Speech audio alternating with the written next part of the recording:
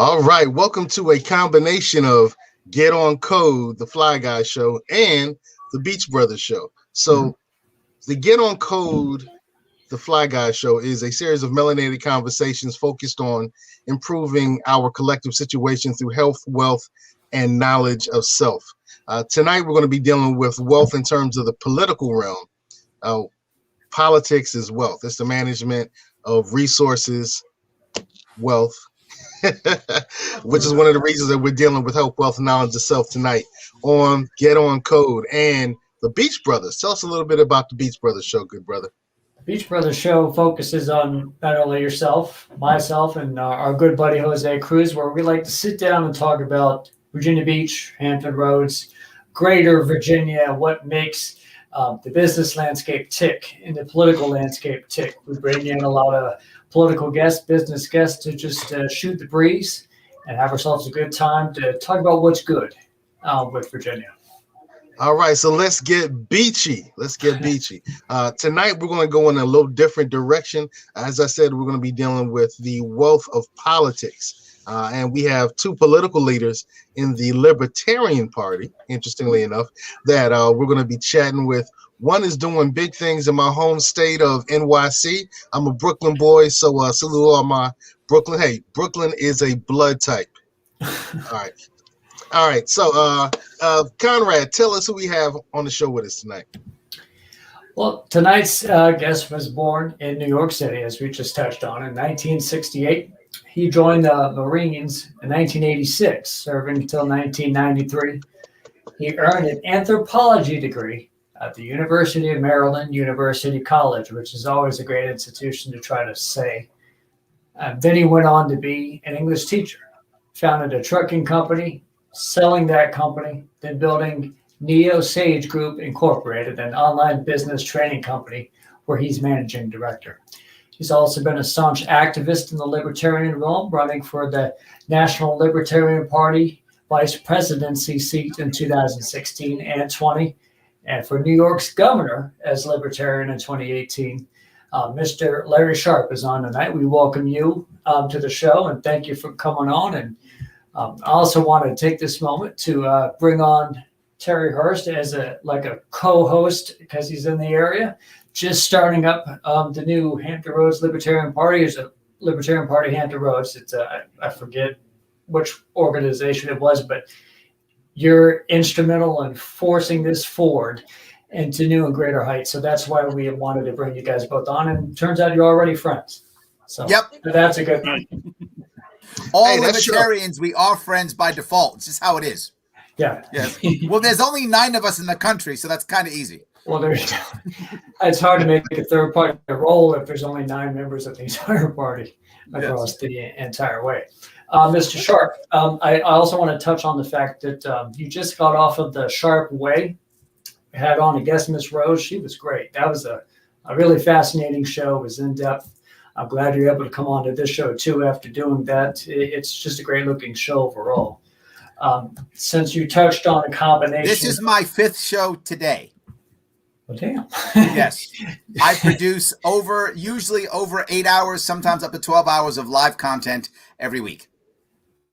Are you tired mentally or are you Always. Still driven? Always. I hear you on that one. We want to underscore the fact that this is a libertarian show with yourself and Mr. Terry. And since you're coming all the way from New York and you have a little bit of a national scope, we would like you to bring us to your rise to libertarian activism. What drew you to those stances? And was it your business history? Was it your serving in the military? It's a funny, you asked this question.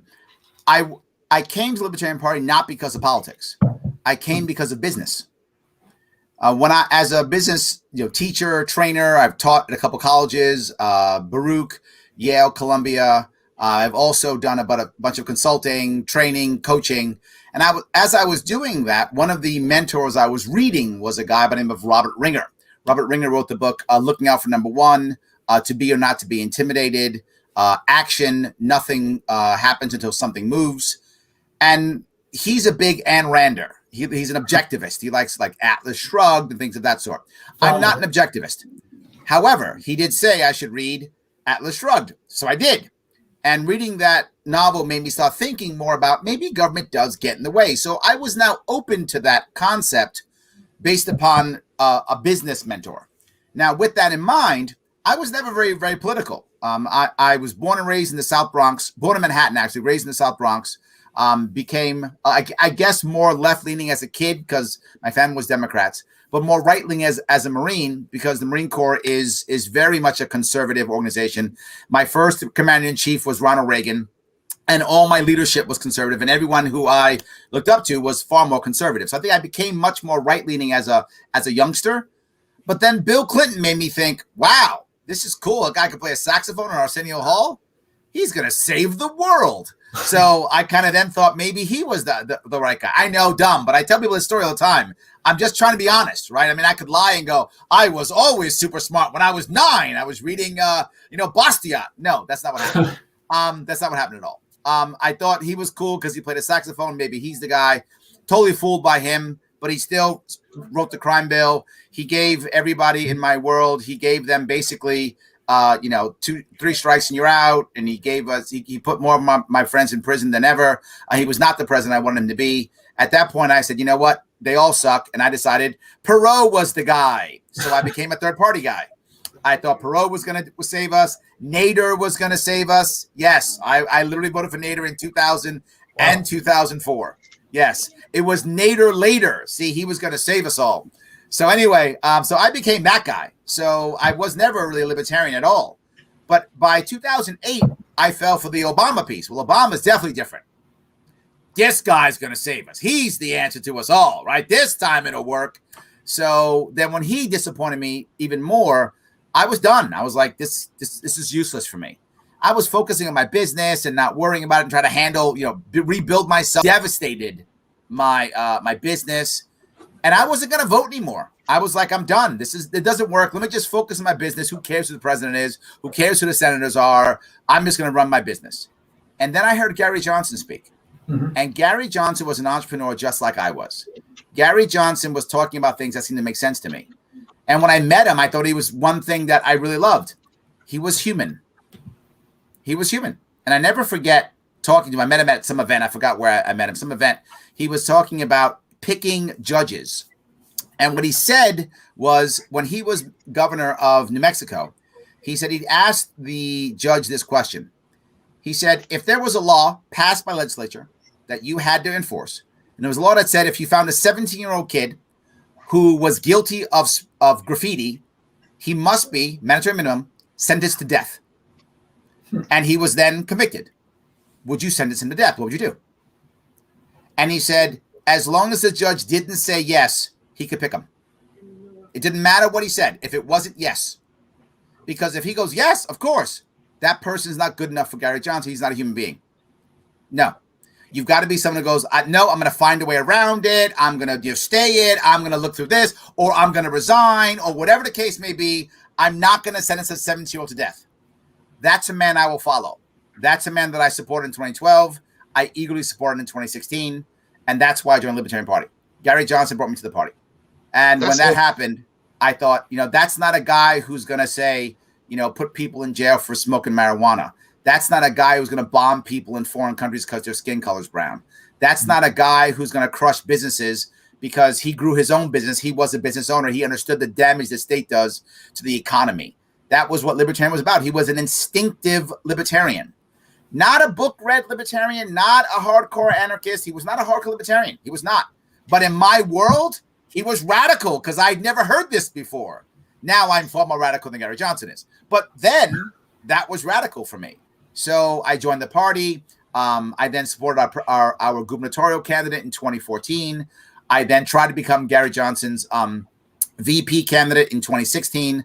I lost by 31 votes. Not that I'm counting. Stop counting, Terry. I'm not counting. You're counting. Nobody cares. Anyway, 31 votes. I lost.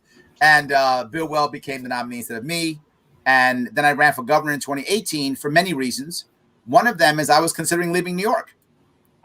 For what I do for my business, I need big city, right? I need lots of big organizations to do what I do. I support a lot of veterans cause. I used to, not as much now, but but I used to support a lot more veterans causes, and those I have to do for free. So I got to charge the big companies a lot of money so I can do that for free. So I needed a big city. And one of the cities I looked at was Charlotte, North Carolina. And it was a nice big city. It had big companies there. And I realized I could sell my house in Queens and buy a mansion in North Carolina, have no mortgage, pay less taxes. What am I doing in New York City? So I got angry. I didn't move. I got angry. And I said, why does my state suck? Why do I have to leave my friends, leave my family, leave where I'm born? Why do I have to do that? My mom died in South Carolina and missing her family because she couldn't retire in my state. I said, no, I'm going to go do something. So I literally took a year and a half off of my life, and I didn't work, didn't take a salary for a year and a half. And I crossed New York State for 18 months. I raised $500,000, got the highest vote total that we ever got in the state, gained ballot access, and then traveled the state again the next year and got 103 victories in the Libertarian Party in New York State. We went from 0 libertarians to 103 in 1 year. And that's what I did. And now I still stay active. I run the Sharpe way. I still want to stay active because the number one thing in my world is libertarians sit in an echo chamber all day long and talk to each other. Yeah. My Sharpe way show isn't the Liberty show. It's not that. It's the Sharpe way show. And you know who's almost never on the Sharpe way show? Libertarians. Everybody who's not libertarian is on. If you remember the show today, she's a Republican. She's a conservative. Mm-hmm. I even had I have Democrats. I had a Marxist on. I had a socialist on. I've had hardcore Republicans on. I want people to see that we can have a communication either way. We can talk back and forth, and that in the end of it, people don't actually care about libertarian or Republican or Democrat. They want someone who can solve their problems. So they really want in the long run. That's what they want. That's what I'm about. That's what I'm trying to fix right now. And I also have one last piece, and I hope I haven't gone too long. But the one last piece I want to bring up is I really believe that the only way that we can solve the rift in our country is with a third party.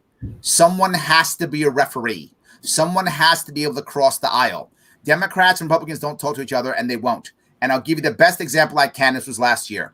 Last year, after the death of George Floyd, the Democrats yelled to fund the police, and the Republicans yelled back the blue. And that was it. No one did anything except those two. They yelled to fund the police, back the blue, rah, rah, that's the end. Who did something? The one libertarian we had in Congress. There was one libertarian in Congress. His name's Justin Amash. Justin Amash, yeah. That's correct. He actually said, how do we solve this? And he came up with an idea. And his idea was, why don't we start with ending qualified immunity? And because he was libertarian and he couldn't do it with anybody else, he crossed both sides of the aisle and said, hey, Democrats, Republicans, can we talk? And they went, yeah, we're on board. And he created the first tripartisan bill ever. Now, of course, neither Mitch McConnell nor Nancy Pelosi actually got to vote on anything, so it never got voted on. But he actually crossed the aisle. Why? Because we must. Democrats cannot cross the aisle or they get primaried. Republicans can't cross the aisle or they get primaried. The libertarians must. People say, well, Larry, you'll never get 51%. I don't need 51%. Imagine if there were just 2 libertarians in the Senate right now. We'd be the swing vote. We'd run everything. Just 2. You know what? That's a good point. You're making good points. One of the things that really disturbs me is after the George Floyd murdering, the politicians did very little.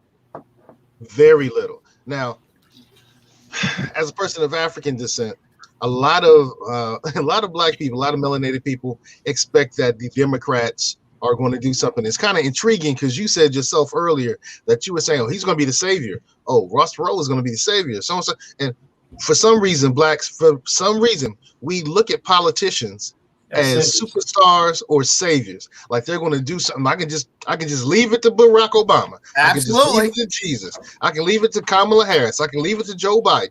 And both parties have ignored the plight of my people in America since emancipation. Absolutely. We've asked for 3 simple things. We've asked to have a equitable experience in the judicial system. We asked for those of us who paved and paid and slaved away to get reparations for what was destroyed. And we've asked for the American government to place us in front of immigrants. And everybody, Republican, Democrat, most famously our current administration with Biden and Harris, were like ignoring all of that stuff. We ain't doing nothing for you. Well, we're gonna help everybody else but y'all. So now I'm kind of looking at a third party and saying, yes, we need a different option because the Democrats aren't working for us, the Republicans aren't working for us. I want to see what the Libertarians do. I want to see what the Libertarians do. When you have do. a moment, I agree with you completely, right? I don't know if you know, I'm biracial. My father was black. Mm-hmm. So in American one drop rule, I'm black. And if you look you're melanated, man. Yeah. That's it. If you look at my Wikipedia page, I'm always the African-American businessman. I'm always that. That's what I always am. I'm always the African-American guy, always. So that's who I am. And I'm happy about that. I don't have a problem with that at all. I'm happy about that. Salute that. Yes. But my issue here is if you care, I did a segment on Juneteenth last year, about a year and a half. You want to go to my Sharpe Way YouTube page, check that out. I went through the entire thing on why it is different, right? Why it's different with African Americans, and I explained it in detail. I went through everything. I showed some data why it's different. So you find that people often don't even care about that. They absolutely ignore it. They just think like it doesn't even matter at all. And they don't want to talk about it. I talked about race this whole week on my radio shows. Why? Because it's Black History Month. So I talked about race. I don't have a problem doing it. I'm happy to have the conversations about race every single time. And I talk about reparations. I discuss those issues. I absolutely do. And let me give you a piece, if I could, about that. You know, the problem we have with reparations is that it's so far away, right? The concept, and I bring up, and it's sad most people don't know about this, the concept of 40 acres and a mule was an amazing idea. It was based on the concept that the actual wealthy slave owners, their plantations would be broken up and given back to slaves. They worked on it. That makes sense. So the slave owners are the ones who are punished. The poor white people who didn't own slaves don't get punished. That makes total sense, right? Makes sense. You punish the people who were the offenders. And the army, after the Civil War, literally had millions of mules it couldn't do anything with. So you then give the mules to the former slaves, and now they begin to get the land they worked on. Now they have land. And they can start moving from there. That was the goal. Brilliant goal. Lovely idea of reparations. If that had happened, we'd have a different America. If that had actually happened, literally, we'd have a different America. But it didn't, because of course Lincoln gets killed. Andrew Johnson, the first president to be impeached, ruins everything. And literally, the federal government and local government came in and forcibly removed those former slaves from that land at the point of a gun. This is the difference between African Americans and Italian Americans, Jewish Americans, anything else. They didn't have to deal with 150 years of state-sponsored violence. That's the difference. And what's crazy is we give money to, we just had this with our stimulus bill. We gave all this money to Israel. So we have no problems taking care of our Jewish brothers and sisters. We love them. America takes care of them. They don't take care of us. We've given reparations to my Native American family. I'm part Cherokee for decades now. I love my Native American family. I love them, but America don't look out for us. And then they give money to the Japanese that were interned for 10 years. They had to fight for it. But so everybody else, we messed you over. We're going to have a, what is the name of the plan that we went over to Japan and we fixed? Marshall Plan. We're going to fix everybody else that we mess up except for y'all. Yes. And the problem is most of us accept it and say, well, that's just the way, and America's getting better. No, America's been robbing us for a long period of time. Still doing it. And nobody's standing up for it. So in the last election, I said, if none of these candidates are going to stand up for the things that are important to me, my ancestry, and my upcoming generations, I ain't rocking with you. If you're not rocking with us, we're not rocking with you. So the Libertarian Party, for the very first time, received my vote. I voted for, Joe Jorgensen and for my good brother Spike. And it wasn't because I was voting against Trump or voting against Biden, but neither one of them gave me anything to vote for. It's voting for as opposed to against. I voted for somebody who had my interests in order. Yep. Look, you mentioned three things about reparations and then fairness and all those things. You want to make the Black community fair. I'll talk about reparations too, but just fairness. Number one, end the war on drugs. Just end it. Just end it tomorrow. End the war on drugs and stop putting the Black family in prison. I want you to imagine for a second. Just imagine if there's no war on drugs after 1970. What was happening in America after the Civil Rights Movement? Civil rights, by the way, the war on drugs was punishment for the civil rights. That's what it was punishment. Absolutely. So if you take away the war on drugs, for the opiate stuff. yes, if you take away the war on drugs, you don't have gangster rap anywhere near what it was, which made the black male look like he was a gangster. You don't have the idea of every black man going to prison. You don't see black men on cops on the TV show going to jail every 5 minutes. You still have the cops. Yes, you don't have 100,000 cops in black neighborhoods. You don't have that. Clinton doesn't do that. That doesn't happen. But what else happens? You know what else you get? You get Good Times, The Jeffersons, The Fresh Prince of Bel-Air, Family Matters, Cosby, sorry, before he was the guy.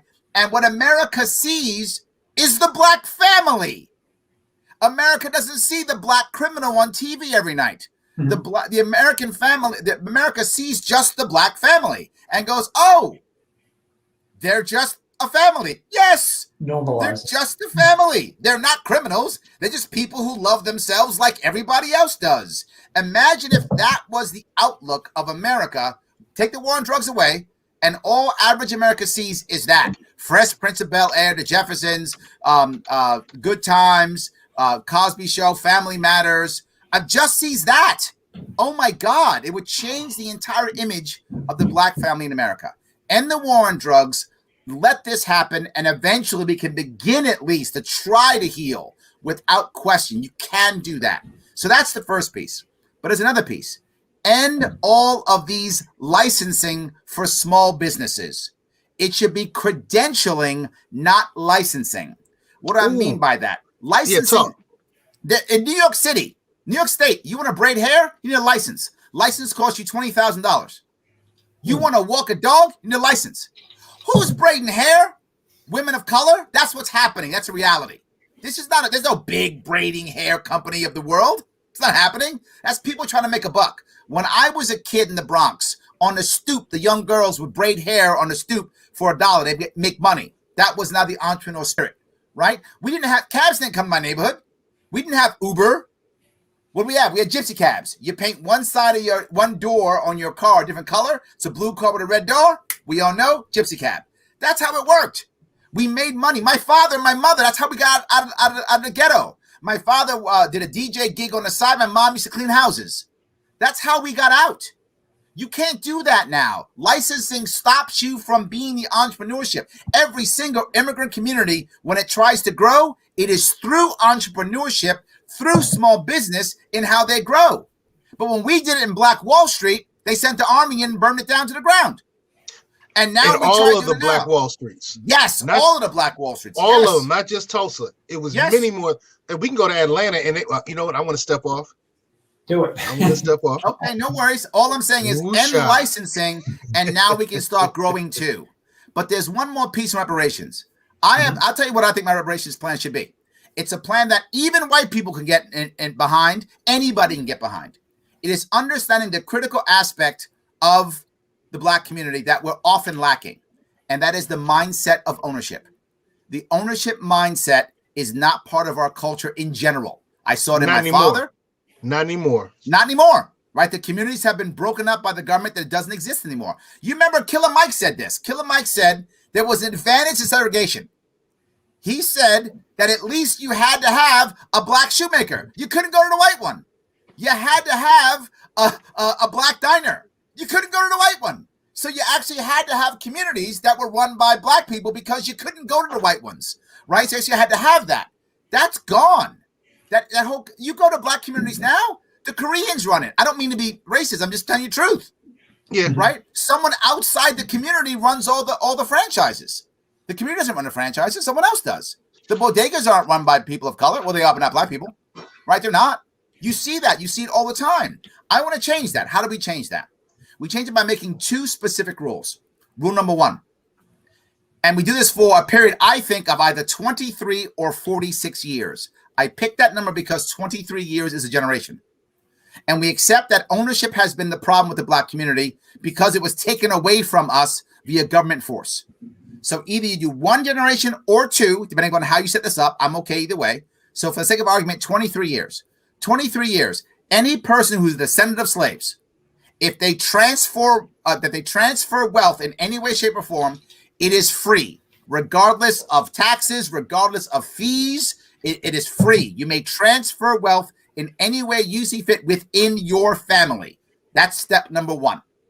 But that gets us thinking about transferring wealth. Second piece, you create a very specific rule on taxes. This is across the country. It doesn't matter what your individual rules are. If any property is owned, whether it's commercial or personal, by 51% or more descendants of slaves, property tax, half. Done. Half property tax. I don't care what your laws are. Half. Done. For 23 years. Why? Because every white person who's wealthy who goes, I want to buy some new property, goes, wait a minute. I'm going to get half tax on that? Where are my black friends? And you are going to encourage integration without forcing it. You're going to encourage the black community to step up and go, I could be part of that too. Yeah, I can. Absolutely. In fact, I want to be part of that. And all of a sudden you watch that happen. But not just that. Now, since it's not quotas, which you know in New York City how quotas work, the law firm says, oh, 10% of our population is black. Really? Where are they? Mailroom. Yeah, that doesn't happen. I'm talking ownership. You got to have 51% ownership so they have control. And they can transfer that wealth any way they see fit. But not just that. Every company too. Every company also half for 23 years. Watch integration. Watch black ownership. Watch black businesses explode. Watch that happen like there's no tomorrow. Watch the black community start thinking about what ownership is about. Watch entrepreneurship explode. Watch integration happen voluntarily, happily. If you want to be racist, go, I hate black people. Great, then pay your full tax, man. It's fine. I don't care. No worries. That's fine. Do that. I don't mind. No worries. I'm not going to force you. And it's for a specific part of time. And why that even works well is over that time, are you telling me those wealthy people who make all this money on businesses, all this money on property, going to be like, I can't wait for my property taxes to go back up? No way. At the end of this period, we're going to make that tax cut permanent for everybody. That's going to happen because that's how humans work. And when that happens, everybody gets a tax cut. So what does everyone who's not black say? Thank you, black people. You gave me a tax cut. You guys are amazing. So it's nothing but warm and fuzzy. It puts actual property into the black family again.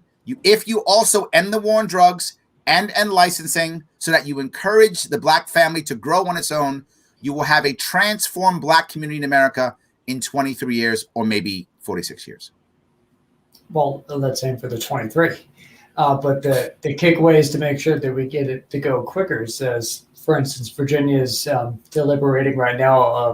What was the number of the bill? HB 2132, which not only has to deal with legalization of marijuana, but it also foresees how it wants to handle recreational licensing and how it's going to be set aside more for those who have already been greatly incarcerated by this, that hopefully we let them out of prison for this as well. And you're already going to get some of the skeptics who don't like that because they see that as unfair, but they don't see that as the recuperation for something that already was unfair. How about just no licensing? In New York State, I said I want you to regulate cannabis like onions. That's what I said. Like onions. It's a plant. It's a plant. Regulate it like onions. You want to grow your own medicine? Do it. Go. It's a plant. I don't care. Do what you got to do. Once you start regulating, you go fall into the same area. Now, who's going to get the licenses? My cronies. That's going to happen. That's how it always works. And then they'll start raising the price for it. And then once that black guy gets in trouble, they're going to take his license away, not his control. I see it here in New York State with the COVID response. Liquor licenses. Useless. Why does it matter? People go, well, they'll give alcohol to underage kids. You can still send your health inspectors in there anyway. You can still do that and see if they're giving, alcohol to kids. You don't have to have a license for that. Why bother? It is useless. It's a way of control. I'm against the licensing of anything when it comes to cannabis because all it will be used for is control and worse for quotas. And now they're going to give people licenses who are people of color and people are going to take it because the government gives it to them and they're going to be crappy business people and they're going to they're going to fail. And you know who's going to step in? Wall Street. That's what happens. You will find that in the next 5 or 10 years after this great plan, which is a terrible plan, all the people who were originally people of color who own the businesses will all be bought out by private equity. That's how that works. and they'll all be back out. They'll get a flat fee. They'll piss that away, and they'll have nothing again. And Wall Street will own their stores. Terrible idea. Sounds good, feels good. Terrible idea. Speaking of Wall Street, would you like to add a few thoughts as to the past week or two that you've seen with like the GameStop Redditors and going against the hedge funds like that? That seems like that would be the libertarian way to deal with concentrated Wall Street wealth. The reality of it is the Wall Street is a casino. They pretend like it's not. It's a casino. If you know what you're doing, it's more like poker and more like blackjack, right? There's some skill. You kind of know what's going. You're playing against others. But still a casino. House always wins, right? If you don't know what you're doing, it's slots or, roulette. If you don't know what you're doing, that's all it is. It's nothing except for that. That's what it actually is. Now, the problem is we have the SEC. The SEC is the Praetorian Guard of Wall Street. It is the elite guard of the Wall Street. They don't care about us. They guard the bankers. Literally, they guard the bankers. Wall Street should be run by a gaming commission. I'm not joking. It's just gambling. So it should be run by a gaming commission. People say, no, Larry, there are rules on a stock. There's no rules. If you ask anybody how a stock, what a stock's price is based on, only one thing: perceived demand. That's it. Nothing else. Price to earning, that's all garbage. That's people predicting the past, acting like they knew what was going to happen. None of that's true. It is all just perceived value, which is created every day by those who are elites, and the elites are fine. When Kramer goes on CNBC and yells, it's totally okay to keep, this and keep that, we're fine, not against the law. But now some Reddit guys go, hey, let's do this, and they're all criminals. And right. I will guarantee you, they will all be criminals. They will all be criminals. They will find a way to make it illegal. They will put them all in jail because the SEC guards the elite. It doesn't actually care about any investors, nor does it care about fairness or anything like that. Insider trading is only for those who are dumb enough, to piss off people or who aren't part of the elite. Otherwise, insider trading is the norm. You might say it's not. Remember, this happened last year before COVID. We found out all those senators sold all their stuff. Remember that? They saw COVID was coming. That was okay. That wasn't insider trading. Of course it was, but they're elite, so it's okay. Make it a gaming commission. Let everybody know it's a casino. If you knew it was a casino, how many people would actually put their mortgages into a casino? Some people would, and I'm okay, but most wouldn't.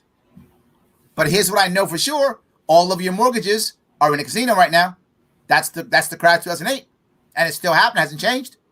Would you put your life insurance in a casino? Some people would. Most wouldn't if you actually knew it. Guess what? It's in a casino right now. You think it isn't? It is. Because we've broken the wall, the barrier between savings and loan and investment bank. So every bank's an investment bank by default. So everything you do is in the market because that's where the money comes. They're literally taking your savings and it's in a casino. And I'm okay with that if you know that and you're like, you know what? I'll roll the roulette wheel on my life insurance. If you made that choice, I'm okay with that. The average American has no idea that's true. So I'm glad Reddit is kicking their ass. I hope it keeps doing it. I hope it does. I hope they keep doing it. So again and again and again. I hope they break this. I hope they break this horrible system of elites killing us for dozens of years. The reason why the wealth gap in this country is so bad is not because Democrats are bad or Republicans are bad or whatever the case may be. The first part's obviously the Fed. The Fed's a disaster and does nothing but bad things for us. But the second part is because of the crashes. Every time there's a crash, I'm sorry, am I going too long? I could talk about this stuff for hours. Every time there's a crash, the elites always know up front. That's how it works, right? They get known up front. And again, you saw that openly with the Congress people from last year. And it's a thing called burning your books. It's so popular, it's a thing. So now you have a very savvy financial advisor. He knows that out of his, say, 100 clients, I'm making this up for sake of argument, 100 clients, 10 of them are his top. Those are the people who have like $10 million or more of assets with that advisor. Everyone else has, say, $2 million or less. Those are all the chumps, and he doesn't care about them that much. So he tells the top 10%, hey, crash is coming. Get liquid. Get out, get liquid.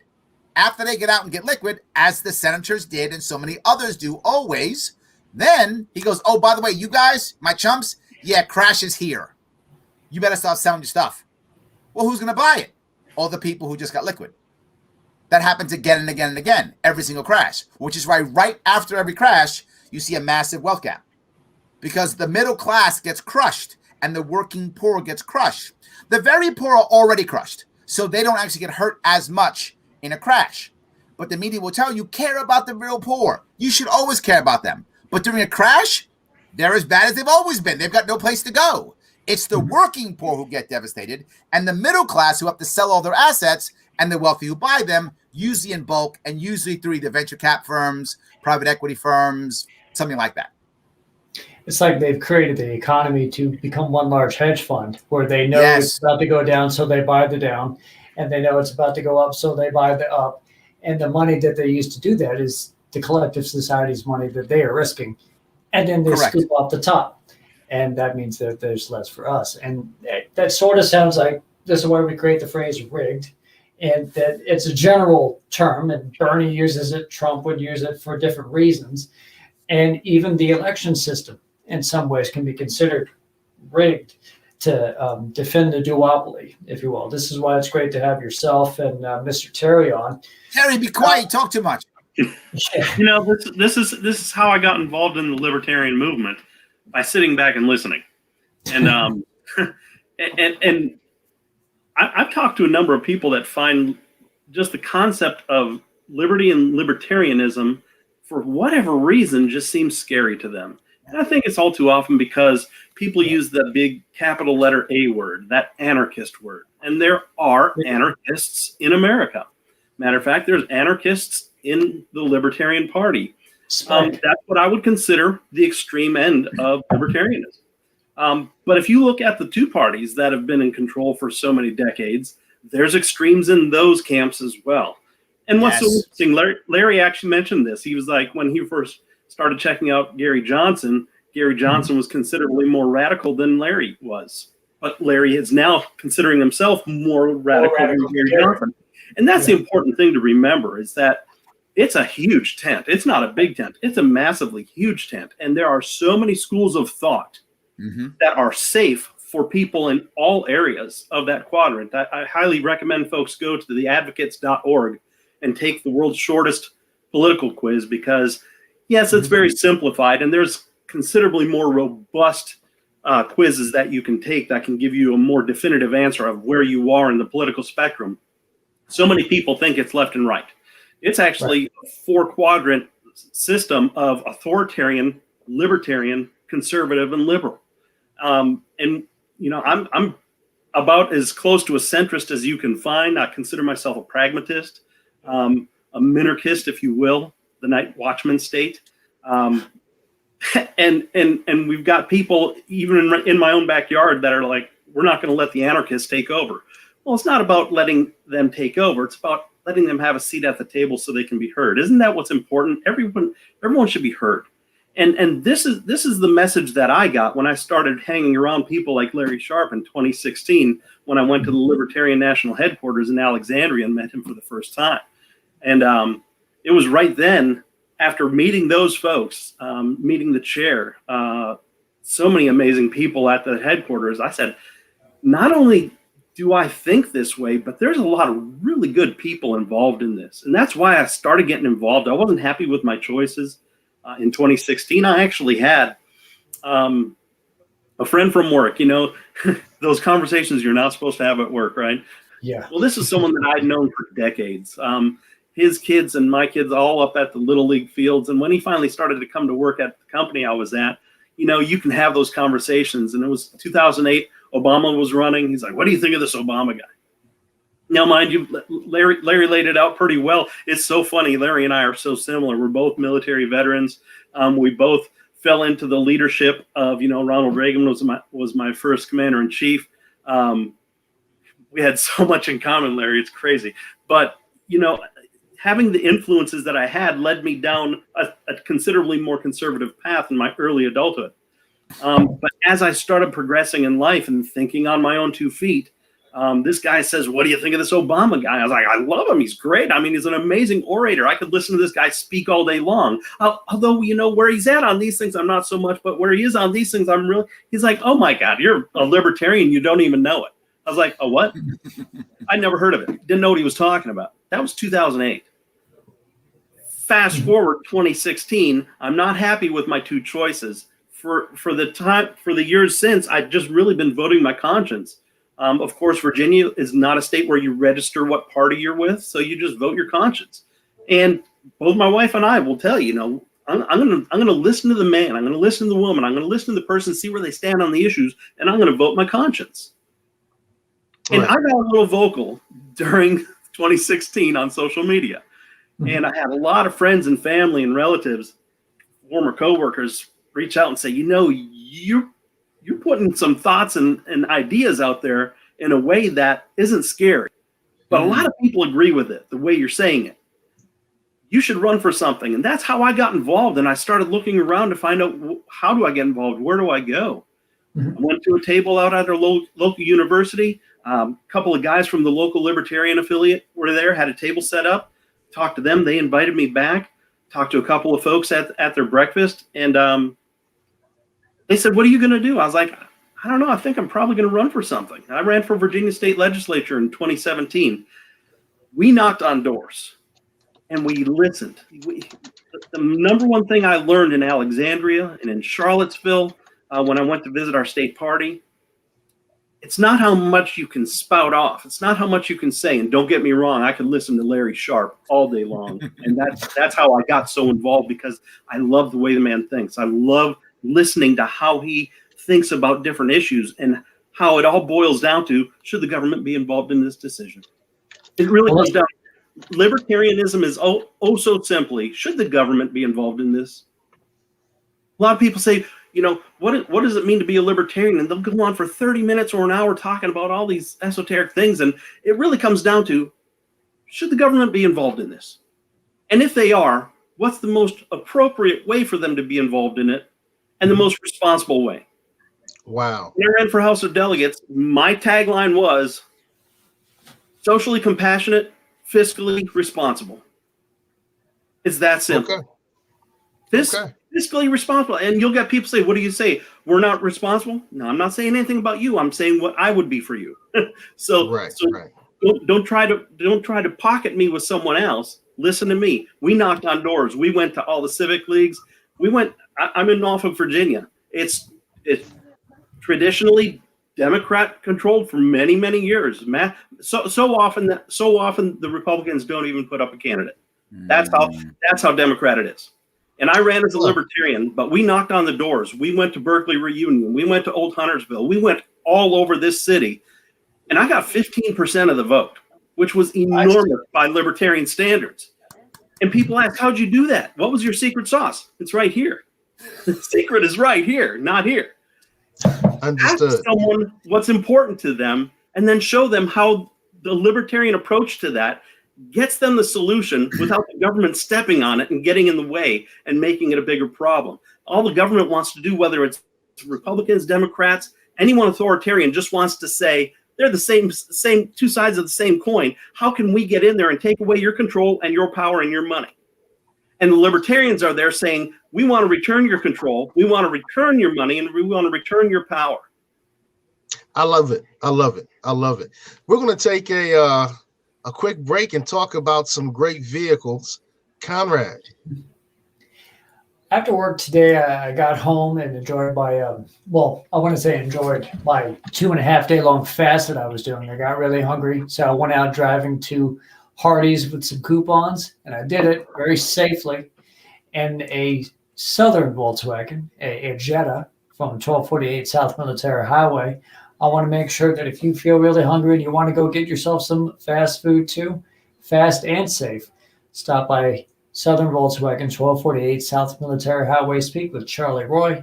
Get yourself a car that you can go all over Hampton Roads in to satisfy your hunger. Beautiful. They have a great website with a lot of great cars. We want to say thank you to the great people at Southern Volkswagen Greenbrier for the sponsorship and support they give the Beach Brothers show. I also want to say, hey, if you want to be really healthy, it's not just what you put in your body, it's what you put on your body. So go to commonsenseforyou.org.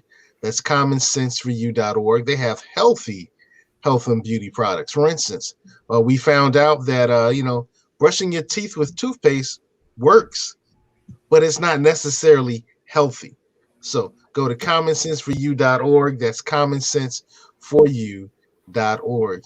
And if you're a real estate investor, I help real estate investors. I can put 90% of the acquisition price and 100% of the rehab costs in your pocket so you can do your fix and flips or your buy and holds or your rehab buy and holds. Hey, I'm here for you. Positive Vibes Financial, 90% of your purchase price, 100% of your rehab costs.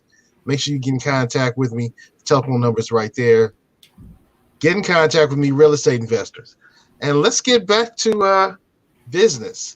Before we go there, no, I want to tell you, Volkswagen's great. I had 2 Jettas.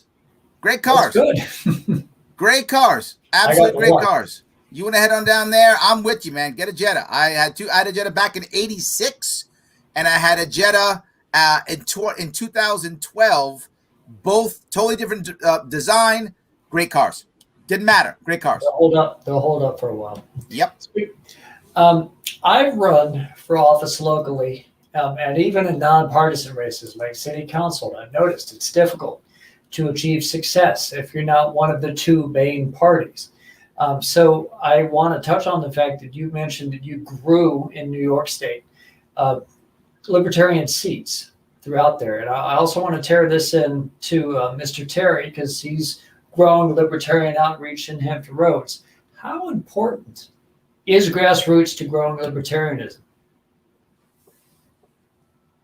Let's go. Absolutely. Let's go, Mr. Terry.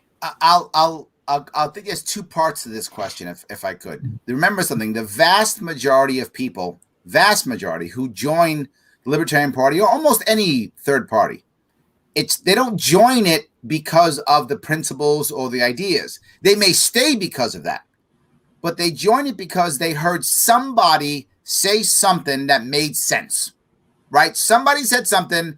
Terry said some stuff that made sense. Who's this Terry guy? Librarian? Libertarian. What's that? And before you know it, now he moves in or she moves in. There's got to be somebody who's saying something that makes sense to your constituents. That's number one. But how does that connect? How does that actually happen? That's the grassroots. That's what Terry was talking about earlier, right? Once you have somebody who's saying stuff that people get, now you've got to have people go out there and be able to repeat it, show it, tell them, talk about it. Yes, there's stuff that makes sense out here. I think it's great to have someone at top who makes sense. You then have to add onto that either that person and or their team has to be going around doing stuff. I cross my state. I have 62 counties in my state. My state's huge. I've crossed it multiple times every year. I cross it every year since 2018. I've crossed my state every single year. I do 62 events every year at least in every county because I believe exactly what Terry says. If I'm not grassrooting, I'm not doing nothing. That's right, Larry. I tell you what, it all starts on the pavement. It starts on the pavement and the digital pavement as well. It starts wherever someone will give you an audience, and are you prepared to get a message to them that doesn't scare them away? The most important thing, whether you're in sales, in anything, is a transfer of motivation, a transfer of enthusiasm, and how do you get your message to someone else without beating them over the head with it? And it's very simply finding points of commonality. One of the biggest questions I had, it was a very poignant question I had during my campaign. Who are you going to caucus with if you're successful, Mr. Hurst? I was like, I'm going to caucus with every person that needs to work with me. We are all about single issue coalitions. I'll work with Democrats, Tea Party, Republicans, Black Lives Matter, you name it. Every single person has something that's important to them. And libertarians have an approach for almost all of their needs in a way that gets it done safely and cheaply without the government mucking it up. And it's very simple if you take the time to listen to a person and find out how is that working for you now? What do you think is the drawback, and why do you think it's not working? Okay, let's see if we can explore some ideas of how I would or someone in my party would help make that happen in a way that gets you what you need without harming someone else. And that's the number one thing we all have to agree is I'm just not going to initiate harm. I'm not going to initiate force for political or social gain. And the biggest problem that most people don't understand is I want the government to do this because I think it's important. But I'll tell you this, you get no moral credit for forcing someone else to do what you think is right. You get zero moral credit for that. Yet both conservatives and liberals want the government to force my neighbor or me to do something that they think is right. Yet my other neighbor thinks it's wrong. So the big problem that America has is they don't recognize that this tribalistic duopoly is always it's going to be like a broken clock. It's going to be right twice, but that's about it. And oftentimes it's really not right. It's just a facade. It's just an illusion. It wasn't really telling time. It just told you what you thought you wanted to know at that moment. You brought up such a great point, right? If to be a libertarian, which is why I think we are the healers, you can be as liberal as you want to be, but the question is, do you want the government? Do you think it's the government's job to force liberalism on others? Do you think it's the government's job to make that happen? If you go, no, it's not the government's job. It's my job through my works, through my example, through my community to make the world a more liberal place. That's libertarian. You can be conservative, super conservative. Do you think it's the government's job to force the world to be conservative? If you go, yes, you're a Republican. If you say no, you know what it is? It's my job through my example, my works, my community to make a more conservative world. You're libertarian. I mean, that's the issue. Do you want to use force to make people do what you want them to do? If you say no, welcome aboard. Voluntary association is huge. And that's the big point that we try to impart on folks is there's a way for us to show you how you can voluntarily associate with someone else and make ends meet without the government stepping in. It boggles my mind that someone can't go patch a pothole on the street without being cited because that's someone's job in the government. Well, you brought up a big piece here. Is the government just a jobs program then? Yes. And that was my point. The government is always two things. It's a monopoly and a jobs program. And that's why the hardcore anarchists in our party can never make real impact because they're always like, just get government out. But there's a problem when you've had a community being serviced by government for 40 years. The community doesn't have the institutional knowledge to service itself anymore. It can't do it. It doesn't know how. Government has been doing it as a monopoly for 40 years, and half the people in the community work for the government anyway. So you can't just get rid of it because people do need services. People do need help. People do need things. I just want community to be the ones who do it. Right? Just because I don't want government to do it doesn't mean I don't want it done. Right? I do want it done. But I want it done not by a program. I want it to be done by somebody who cares. I want it to be done by someone who knows better. Say it again? Isn't government that means? It can be. But the problem is, and right now it is, right? And that's the problem. Yeah. The issue that I have is, I'll give you an example. I'll use Terry's pothole example, right? I'm not someone who says end government potholes. Not what I say. What I say is there's actually someone right now who's actually already fixing potholes, and that is Domino's Pizza. Domino's Pizza wants to fix potholes because they have drivers. So what I would do, and this is my policy in New York, I would say, if you want to fix potholes, Domino's, you may. Here are the rules to do so. Go ahead. Fix the potholes. And you get to put your symbol on every pothole you fix. Enjoy, go fix potholes. They would go fix potholes happily because they're getting branding along the roads. Now, as soon as they start doing that, what does Little Caesars do? Well, I want that. Great, Little Caesar. Go fix some more potholes. Well, McDonald's wants it. You know what? Let's stop this. How about instead we have McDonald's control this road and we give you a sign and you do all maintenance on this road. And all of a sudden now, what's happening? More roads are getting fixed and no one's paying extra money. Well, McDonald's is paying extra money. No, it's marketing for them. They already spend billions of dollars on marketing. There's no extra money there. And now we're getting potholes fixed. Well, the response is, well, then they won't go to poor neighborhoods. Well, maybe they won't, but I think poor people like McDonald's and pizza too. But I could be wrong. Maybe they don't, right? Maybe they don't. Great. I haven't gotten rid of the pothole fixers. They still exist. Now they'll be able to service the poor areas. So now poor areas actually get better service and we spend no extra money. And it is voluntary. No extra taxes, no force, better service for everyone. That's a libertarian solution. Now you might say, but Larry, go ahead, Sargo. No, I was going to say, I love the way you're rethinking how government should serve us. Yes. You're rethinking. So after you finish this one, you got to give me another one. What's another way that we need to rethink government? I'll tell you another way. I discussed it here in New York City. New York City has a massive deficit and a huge transportation system. So I said, why are we continually raising taxes to pay for our subway system, our bus system? Why are we doing that? Instead, let's lease naming rights out to our bridges. We have over a dozen bridges in New York City. Why aren't we leasing naming rights? Why is it now the Triborough Bridge when it could be the Verizon Bridge or the Sprint Bridge or the Sprite Bridge, Coca-Cola Bridge? Now, we have an example of this already. It's stadiums. They literally drop $20 million a year for a stadium that gets used on the weekends. I'm giving you a bridge that gets mentioned over 1,000 times every single day in New York City because of traffic reports. Not just that, it's on Google now. So it gets mentioned in Google Maps and everything else you use. Not just that, there's a big sign on it you see everywhere when people come across the bridge. Not just that, look at all the media that is produced in New York City. So you get product placement as they're doing shots of New York City. You get all of that, you will easily drop $100 million a year on that bridge. Easily. How do I know that? Bankers came to me when I had this plan saying, how long is the leasing rights? I said, it's got to be at least 10 years because by default, culture has to change to call it the new bridge, right? We're still going to call it the old bridge until culture changes and makes it called the new bridge. Now now your name is in people's mouths in New York City all day long in a 16 million metro person area, 16 million area in the metro area. You're not going to pay $100 million for that? Yes, you will. Not just that. On top of that all, part of it is you have to control the maintenance. So we still inspect the bridge to keep it safe. Right now in New York State, bridges collapse. That happens. With this plan, they don't.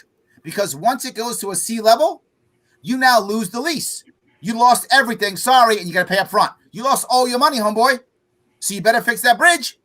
So now we got to save a bridge. But I'm still not done. I'm still not done. Now that we're getting money and the maintenance taken care of, why are there tolls? You end the tolls. Tolls in New York City bridges, some of them are $18 to cross one bridge. Yeah. Yes, you know it. So end tolls. What did I just do? I just saved people money. The average person who crosses that bridge is not wealthy. The wealthy people live in Manhattan. They don't cross bridges, right? So it's the poor people in the middle class who cross bridges. Now, all of a sudden, they don't have to pay for it. If you're a trucker and you're an owner-operator, you got to cross the George Washington Bridge, you pay per axle. That's gone. You just gave yourself a 4-figure raise as an owner-operator just because of that plan. That's how things change. How do we do that to America? You have more people listen to the Sharpe way. Well, that's a good first step. And Conrad, I gotta tell you real quick. Yeah. You asked about grassroots activism, and you just saw it in action because you just saw Seko Varner intrigued by Larry Sharpe on potholes and engage him with "Give me another one," and that's exactly what libertarians are doing all around the country, and why the Libertarian Party is the third largest political party in America and growing, because people love what they hear when they get a chance to hear it. I'm going to liken it to a person who has been invited to go to an amusement park and they refuse to go because they've heard about roller coasters and they're scary. Oh my gosh, that's scary. Libertarians are scary. They have anarchists. Some of the most radical ones, sure. But don't let that one point at the very top of the Nolan chart scare you away from exploring the rest of the park. There's a lot of people there with a lot of great ideas, just like Larry Sharpe is sharing with Seko here. And those are the exact same kind of conversations that we're having in Hampton Roads, Norfolk, Virginia Beach, Portsmouth, Chesapeake, Suffolk. Libertarian Party of Hampton Roads just formed January 9th. We just received official recognition by the Libertarian Party of Virginia. And this group is excited and on fire and active. They started with 23 members. We had our first general meeting at the end of January, and the people in attendance at this outdoor venue, socially distanced, but very enjoyable, was over double that. People are interested and want to know more about these ideas. They could care less whether it's a librarian, a libertarian, a capital L. They want to know more about the ideas, because guess what? It's the ideas that matter, not the name or the label behind it. all too often, though, America has been indoctrinated either through family upbringing or through some type of familial or social network or social sphere of influence that says, oh, how could you not be a Democrat? How could you not be a Republican? And they get banished and they get ostracized and they get pummeled with all these gloom and dooms. How could you? But libertarians are just back here sitting here talking about potholes and bridges and, hey, what if we did this? And it opens up minds and people get intrigued and they start saying, wait a minute, is there really a way to do all this different? And we never talk about force or raising taxes, ever. Right. None of the plans I gave you use force or raise taxes, and every one of them helps the middle class and the poor. Everything I told you helps both. And you live in New York City. You know what I'm talking about. And the number one thing I tell people, though, is get off your keyboard and get around people that are talking. Because it's easy for a keyboard warrior to stand up to you when they can't see your face and say things to you that are mean and hurtful, and they're brave there. But when you get in front of someone's face and talk face to face, get in a Zoom meeting with them, meet someone out at a brewery or something and have a beer and just sit down and talk. It's amazing what happens. Martin Luther King said this. I love Dr. Martin Luther King's quote. People fear each other and they hate each other because they don't know each other. Yes. They don't know each other because they don't talk to each other. They don't communicate. Get to know your neighbor. Get to know what's important to them. Let them get to know what's important to you and have those conversations, because that's where it all starts. And that's how America starts to heal. America will start to heal when we get back to where we were and who we were before we had mass newspapers and a cell phone in every hand. We had to meet at the fence post and at the fence and talk to our neighbor while we were feeding the cows or whatever, and we actually got to know what was important to our neighbor. Do I have to have a cow? That's a little aggressive. I'm a Wisconsin boy. What can I tell you? Okay. All right. Okay. The cow part is interesting. Bro Conrad, did you have another question? I want to ask before we tap out on how we can address some of the social upheaval with the libertarian approaches. So, but I know you had a question first, Conrad. Go ahead, bro. I was thinking along the lines of coalitions, because I think that they have sort of been touched on slightly in the past. I will harp on the fact that Terry Hurst and the Libertarian Party of Hampton Roads has noted that they want to be expansive to bring people in to talk and vice versa. Openness, the discussions that you were just touching on. Could that also, circle around the fact that to make a really more successful attack on the duopoly, you work with the other independent / third party options to bust that trust of the two parties? Almost never. That's not a 100% rule, but it's a good 80% rule. No. And the reason is they don't have anywhere near the infrastructure that the Libertarian Party has. I mean, it's not even close. There are the two major parties, 30,000 miles, the Libertarian Party, 30,000 miles, every other party. They would benefit from us far more than we benefit from them. It's not even close. We're the only party that gets 50 state access in the last two elections. No one else even comes close to that. They get maybe at max in 2016, I think the Green Party got 40. This year they got like 25. I mean, nobody even comes close to us in infrastructure, in policy, they don't even come close. So they would be helped far more than us. Plus, most of them they don't actually believe in our principle. They're another form of control. They just have their control. They think their control is cooler than the two duopolies kind of control. If they were actually saying we don't want to control people, then they'd be libertarian. So as a general rule, no. Could there be some exceptions? Of course, particularly locally, of course they could. But as a general rule, I don't see it. Am I wrong, Terry? I'm happy to be wrong on this. Right on the nose. Hope we answered your question. Sorry. But again, we'll sit down with people and bring them to the table. Bring them to the table because they might have that one issue. I'm going to find that one issue that's important to that party and say, you know what, let's work together on that one thing. Yes. I may disagree with you on 99% of what you have to say. But if we've got one thing in common, let's work on that one thing together. And that's okay to do. And that's the big problem that most of America has been indoctrinated against. If you're not pro-life, I can't listen to you. I can't listen to anything you have to say. If you're not pro-choice, I can't listen to you. I can't listen to anything you have to say because nothing else you have could possibly be of value to me. And that is what is absolutely ripping America apart. It's ruining families. It's ruining Thanksgiving. We can't ruin Thanksgiving. Come on. But the reality is there's people that are just scared. And fear is the number one thing. You know, Larry mentioned it earlier. My degree is in psychology. I'm also an avid stock market buff. I do some trading. I do some options trading. And the number one thing that really drives the market, and Larry said it, is not about, you can talk about fundamental analysis, technical analysis, all you want. It's fear and exuberance. Let's face the reality. Fear and exuberance, number one and number two. I'm going to get out of something because I'm scared, and I'm going to bring my powder home to dry. And I'm going to get into something because I have fear of missing out. And we've seen that in GameStop, AMC, Dogecoin. All this, the last 2 to 3 weeks have been absolutely hilarious. And I'm involved too, because why not? I understand human psychology. I'm going to take advantage of those peaks and valleys because the market is not linear. You know, it has zigzags, and I take advantage of every zig and zag.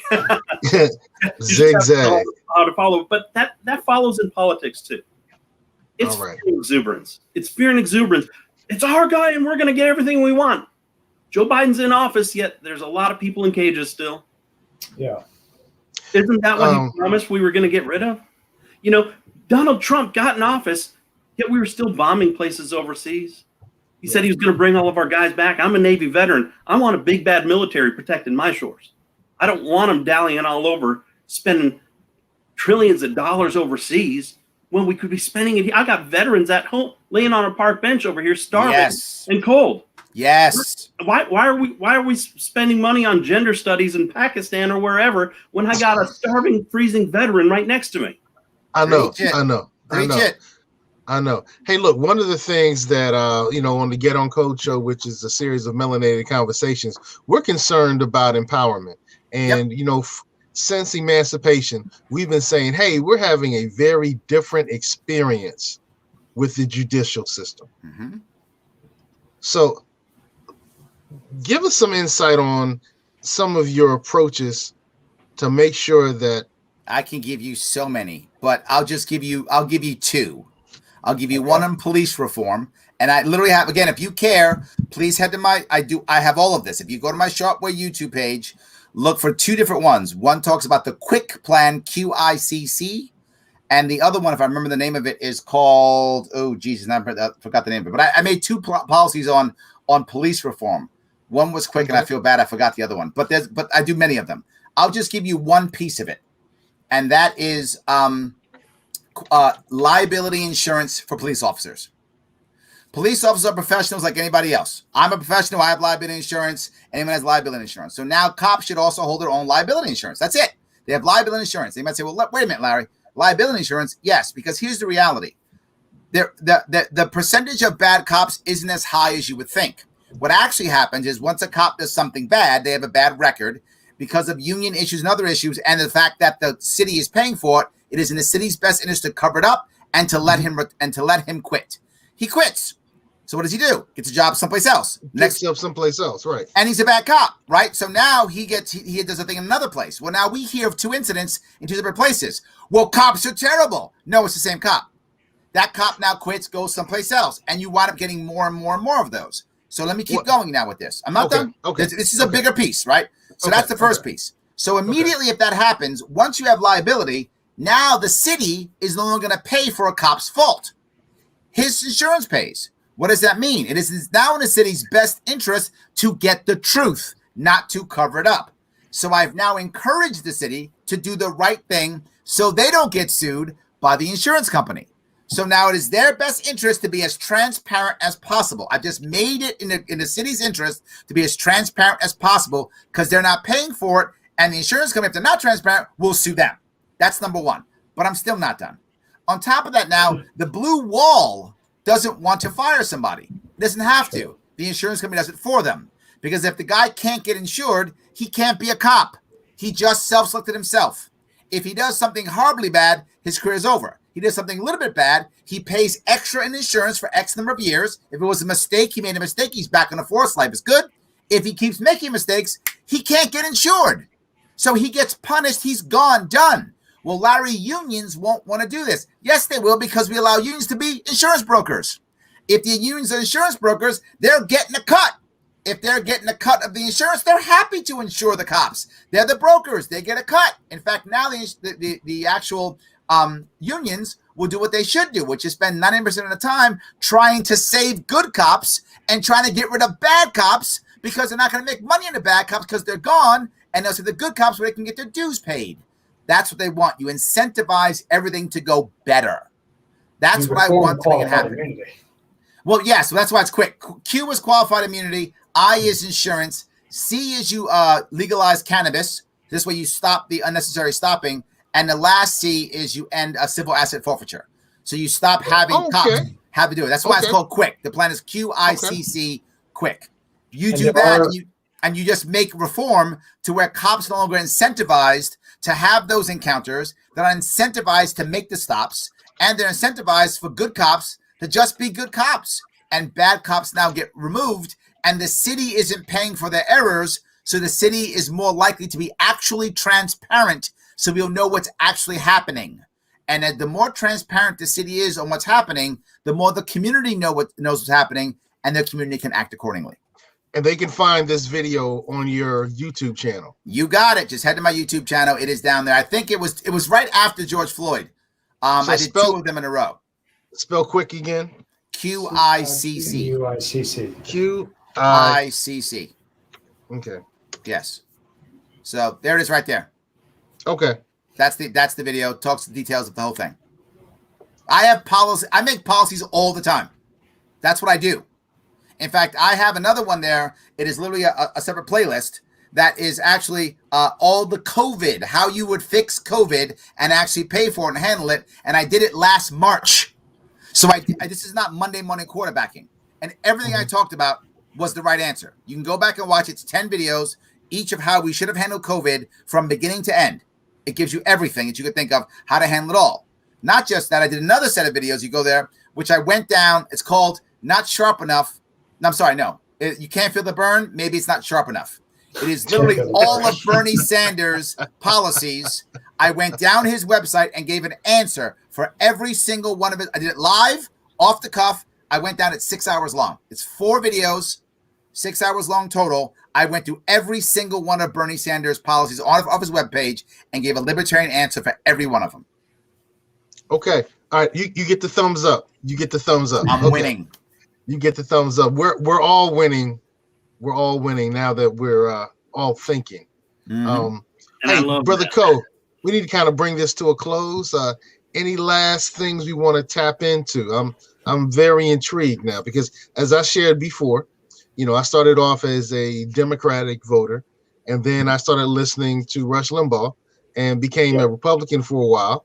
And, because it made sense to me. And then I started seeing the hypocrisy on both sides. And I was like, oh, this whole thing is messed up. So in 1995, I really started becoming an independent voter.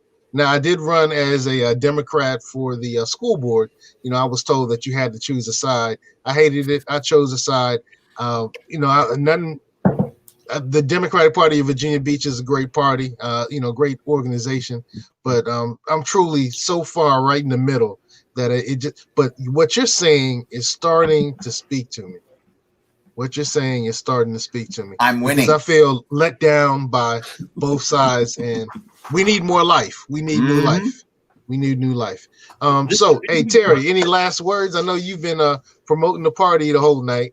Well, sure. I mean, it's just very simply promoting your fellow human being. Give each other a promotion. Trust that your neighbor has his best interests and your best interests at heart. Everyone says, "Yeah, I'm okay, but you need that law for him." No, if you don't need it for you, he doesn't need it for him either. And in reality, when it comes down to what is government except a monopoly on force? Because if a guy can sell untaxed cigarettes, a single cigarette, and get a knee to his neck and die. You can show And that. There's a problem. There's a major problem because government, at the end of every single law, no matter how basic and simple it is the threat of potential lethal force. Yeah, tyranny doesn't have to be collective. It could be right on one person at one moment with just one cop. We've been saying that that's a problem for generations, for decades. Yep. And this is intriguing, and this is intriguing. I really see a good solution here. Brother Sharpe, any last words? The Sharpe Way. I'm on all the internet things. I'm on Instagram, Facebook, LinkedIn, YouTube, Twitter, whatever you think. Look for The Sharpe Way. And remember, it's Larry Sharpe. You can just Google Larry Sharpe if you want to. And it's Larry Sharpe with an E. And the E stands for, I don't know, entertaining, educational, exciting, enriching. You pick. All right. Hey, Sam has just invited us to the next looks like the next meeting. I went to a meeting not too long ago. That was kind of intriguing. That was a different party. That was the Tidewater Libertarian Party. So it was right. Yeah. That was intriguing. The reason Libertarian Party of Hampton Roads formed is because 23 dues-paying members decided that it no longer matched their ideals and their principles, and it was time to form their own affiliate. And so we did, and the Libertarian Party of Virginia blessed that and gave us our official recognition, because we think there's room for a lot more ideas and thoughts there, and everyone's welcome. Our board meets the second Saturday. We Zoom our meetings. All members will receive the link to that Zoom meeting, and our general meetings for the membership is the last Saturday of every month. So if you'd like to know more, we're on Facebook, Libertarian Party of Hampton Roads. We have a private group page for members, and we have an email, and we've got a website, lphamptonroads.com. It's under construction. We're pretty new, but we're pretty excited. There's a lot going on. So it's like this is funny. Baby bird out of the nest, you know.